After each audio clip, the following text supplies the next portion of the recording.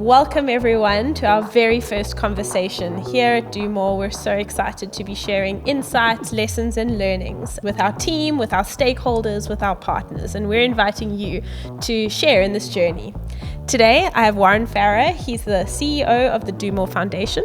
Welcome. Pleasure. Thank you. Thank you very much. Very local. I mean, this is you are the furniture. Exactly. Yeah. And this conversation really is unscripted. It's authentic, and the idea is for you to share with our audience and others that are interested in hearing what we've learned along the way and some of our thoughts on various topics related to the development work we do at Do More. Great. Thank you. So maybe we begin at the beginning with a fun check-in. And the reason we do check-ins here at the foundation, as you know, is because of our value of play. And we like to keep things lighthearted. We love what we do. So I'm going to fire a completely unplanned question at you. Okay. Which came first, the chicken or the egg? Okay, I'll give this some age-old tale. Yeah, definitely. For those of you listening, this is an answer you'll have to wait for the end of the conversation to hear, the age-old question of the chicken or the egg. Great. But our conversation today is themed around the start, the beginning of the Do More Foundation journey. It's a 6-year-old foundation, but where did it begin, and what were the kind of key points of founding the Do More Foundation? Yeah, thanks, Jess. Yeah, it's a really interesting question. I'm super proud of where we are today because it's been an incredible journey. So the foundation, as Jess said, is 6 years old, and we turned 6 in July of this year. And probably about 7 years ago, I was responsible for corporate social investment at RCL Foods. I was responsible for all the community work that we were doing, and realized at the time that we needed to do so much more in the communities that we were operating in than we could just with the funds coming from RCL Foods in terms of corporate social investment. And we needed to partner and collaborate in a much bigger way.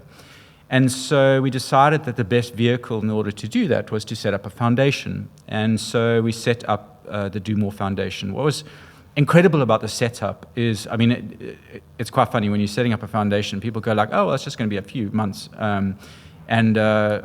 This is probably for another conversation, but we're setting up Do More UK, right?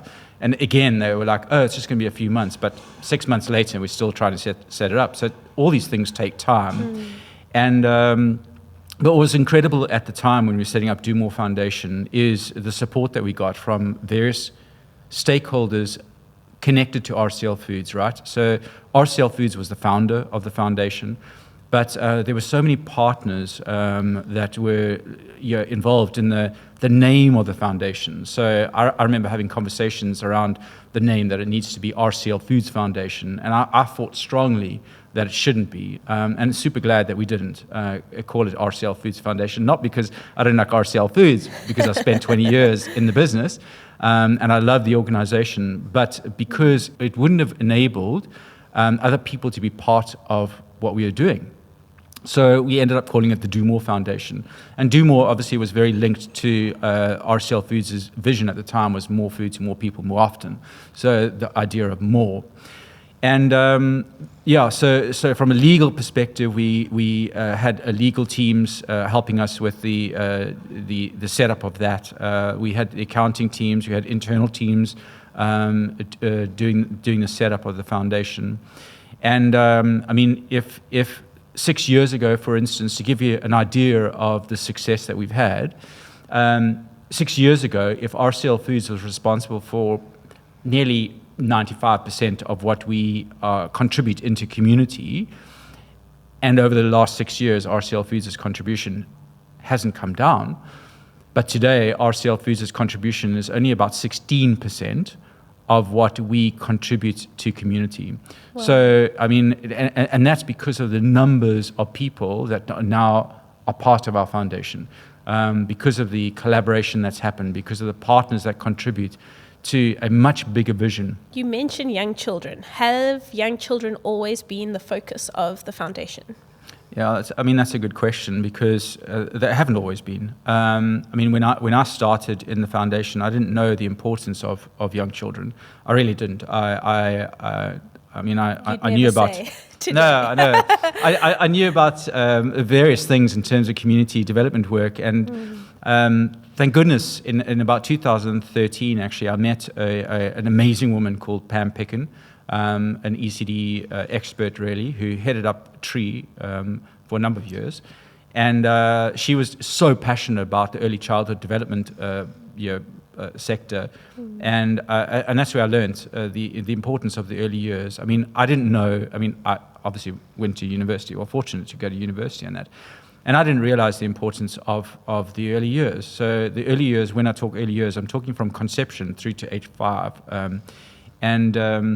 I think Pam would be beaming right now. And for those of our listeners who also know Pam Picken, just wow, what an incredible champion in the ECD sector. Agreed. And a huge valued asset to our team.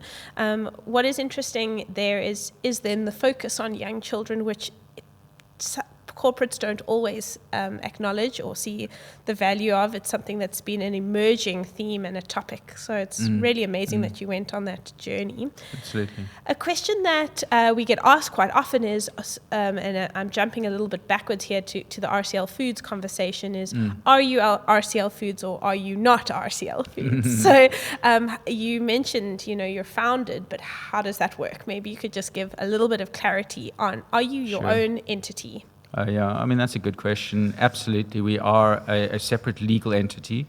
We were founded by RCL Foods, and interestingly, at the start, when we started the foundation, I was cautious about linking the foundation to RCL Foods as a corporate, because I was worried that people would be like, yeah, but it's a corporate foundation.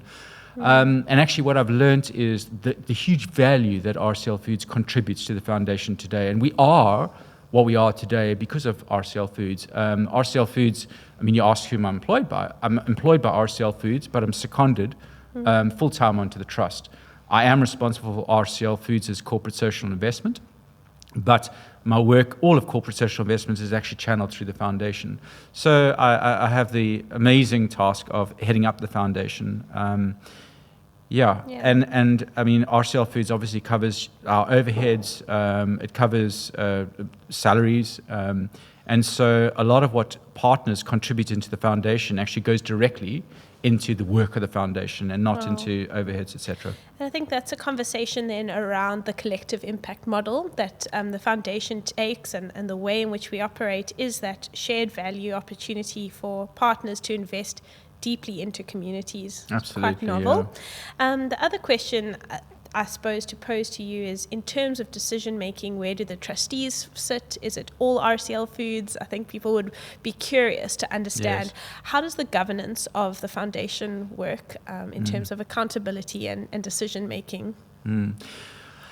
I'm super proud of the trustees that we have, and some of them are RCL Foods non-exec trustees, but some of them are completely independent trustees.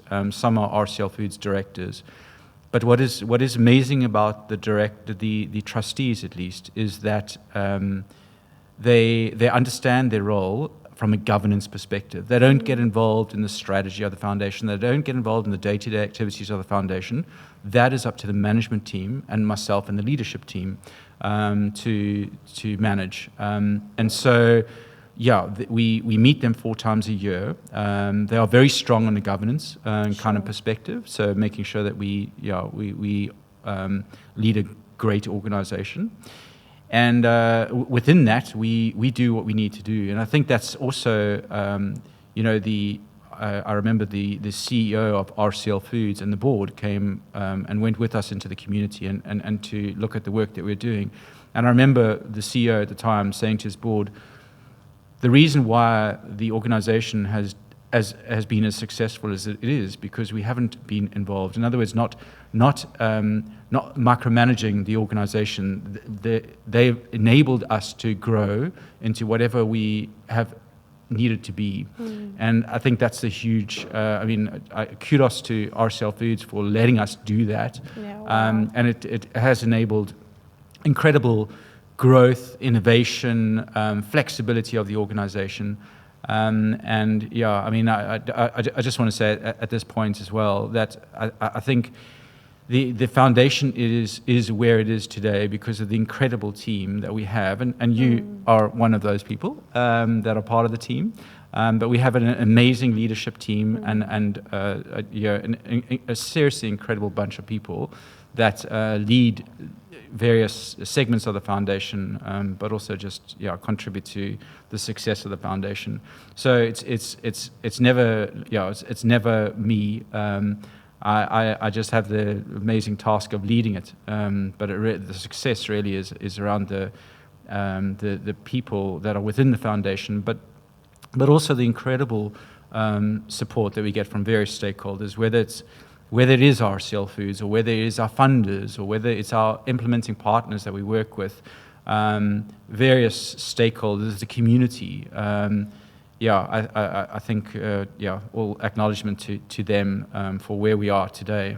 Absolutely, and really that idea of everyone getting to play, everyone playing their part in young children and creating better tomorrows. Exactly, yeah. So just a very real comment to close off the conversation today would be around lessons and challenges perhaps that you could reflect on as a founder.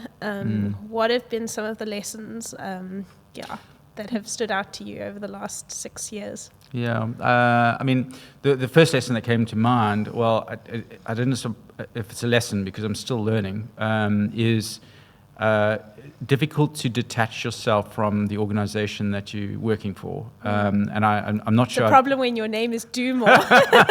Exactly. So I'm not sure if I've mastered that yet. The organization, what we've achieved, the people in the organization means so much to me that I cannot even think about the separation of that. And I think that they talk about that as a founder syndrome. I wouldn't want it to be any different, to be honest. So is it a lesson I've learned? I don't think I've mastered that yet. But that's okay. In time, all things come in time. Sure. I think being... in terms of lessons, being very single-minded and being confident in what you're doing, right? I remember when we started out as a foundation, we were focused on only 4 communities. In the first 4 years, we were focused on 4 communities. And we had to put up with many conversations around why aren't you in more communities, and I was like, we need to make an impact. We need to make a real impact. But your name is Do More. I know, but you also can't just be everything to everyone. And before we started the foundation, we were in so many different projects, and we weren't really making an impact. Wow. And so I think one of the lessons I've learned is to be confident in what you decide, be very single-minded. They're very business kind of. Have a vision. Have a vision that people can get behind. It's not. And the other thing is, it's never ever been about Do More Foundation. It's never ever been about RCL Foods. It's been about children.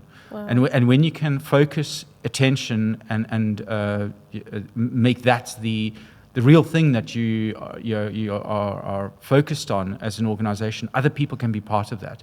When it's about you, people go like, why would I be contributing to something that's actually building you and not?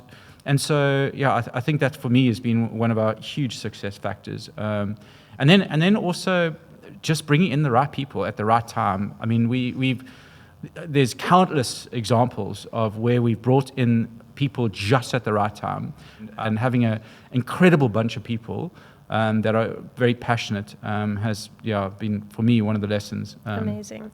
You can't script this kind of stuff. No, amazing. Absolutely. Well, thank you for sharing so authentically with us today. And I think for those in the sector, for those interested in the foundation, these are the kind of real conversations that we so often wish we could have and don't always get the opportunity to have. No so worries. To jump to our intro question, the playful chicken, it's a philosophical one. It's, which came first? Was it the chicken or was it the egg? Well, I think the chicken must have come first, right? Because otherwise the egg couldn't be produced. Yeah, it's funny you asked that, because I was actually employed initially as an employee of Rainbow, right? So I was in the marketing side, so very much chicken and egg kind of, relevant. So yeah, well done on the very poignant question. But I don't know. I guess, I don't know if there is an answer to that question, to be honest. But fair enough. We're always learning. Exactly. But thanks for a great interview. Thanks for playing. No worries. Thank you. Playtime. To make a promise implies trust. To make a pledge creates expectation. And to make a commitment initiates responsibility. For more than 25 years, we have made it our mission to take the ifs, buts, and maybes out of premium pet food. That's why our experts put the best science behind our food, so your pet's health is put first. That's why, when you seek value, we strive to give you more, like protecting your pets with our free accident benefits. And when you need great tasting food, our fresh meat taste delivers. You see, what sets us apart is not one thing, it's all these things combined. Because we understand that when it comes to your pet's health, you don't want doubt and uncertainty, you want absolutes, the absolute best given your means, like premium veterinary quality food of real value that doesn't cost an arm and a paw. So, rest assured that any claim we make, we stand by. It's our commitment to your pets and our promise to you. In fact, we're so confident in what we stand for that we have made the ultimate promise to you. It's called the Ultra Pet Promise, 100% money-back guarantee, a no ifs, no buts, and no maybes kind of promise. We call it our satisfaction guarantee.